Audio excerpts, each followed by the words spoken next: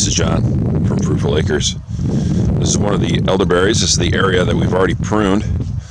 So you can see we've trimmed them back heavily. Normally what we'll do is we'll do multiple passes before we consider it done.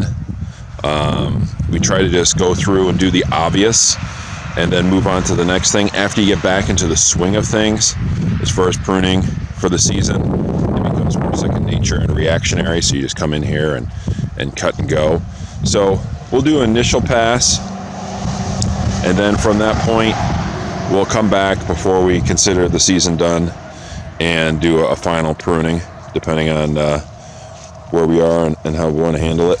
Looks like there's some damage from mice down there. You can see that trunk. Hopefully those survive. We shall see. But anywho, so the good thing about elderberries is they're extremely easy to propagate. So if you're looking to propagate, you don't need to put it in any kind of rooting hormone. You don't need to bring it inside and put it in water and let it set and then put it in the ground with some roots, okay? All you need to do is you need to take a piece of wood that's at least pencil thickness.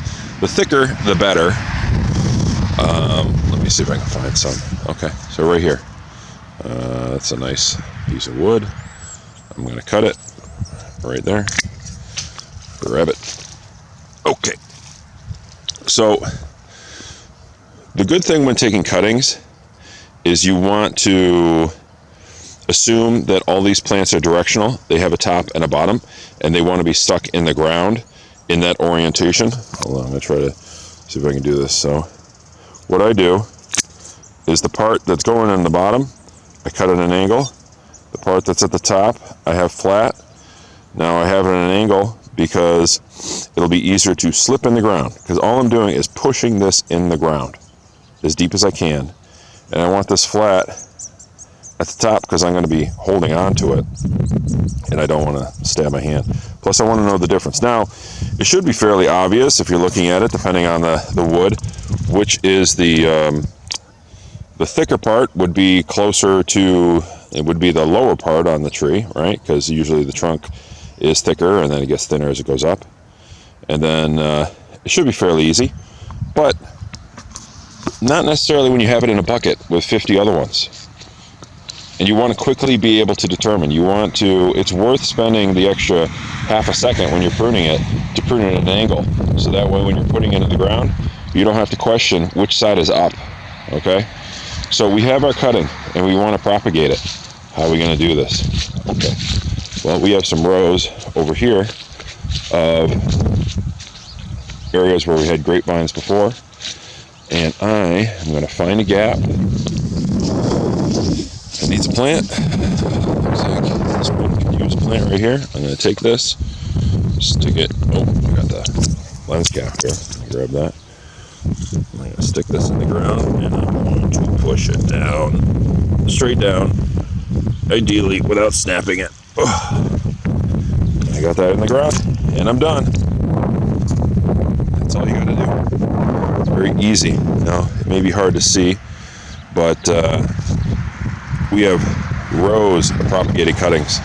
Here's an example of these elderberries we've got to prune over here. That was just from sticking a stick in the ground, setting it and forgetting it. The big thing with doing that is you want to try to mitigate the competition from grasses and weeds. So just keep in mind, any place you put sticks, that you're going to have to try to keep it weeded around the base. Now what we did over here is we have a hedge of hazelnuts, and they really haven't taken very well. There's a lot of gaps. So we're done with hazelnuts, done with that. So if you can see it, let me see if I can lower the camera here, get a little ground angle. All right, see if you can see those sticks. You see those sticks popping up? You see them? Those are all cuttings that we've stuck in the ground, and most of them should take. We have them in a row. We know where they're at. We'll probably initially weed whack close to them and cut it down. The weeds around it. And you You see some of those sticks in there? Fill in those gaps. So propagating elderberries, extremely easy. Some of the easiest. Now, the difference between propagating elderberries and propagating grapes is that if you look at elderberry, it has nodes on it, right? Leafing nodes. Each one of those nodes could either be a root or it could be a leaf. And it depends on whether it's in the ground or above the ground. Above the ground, it's a leaf. In the ground, it's a root. Same thing with grapes. But the difference is, if you look at the wood, you see all these little dots on the wood. I'm sure there's a technical term for them. I don't know what it is. But unlike grapes, they will only grow roots or leaves from the nodes, all right? The difference with elderberries is all these little bumps that you see on here, those can also produce roots. So they're very, very hardy, and they take very well. Now you baby them, and they'll grow better. You don't, and they'll still probably grow. But again, if you got the time,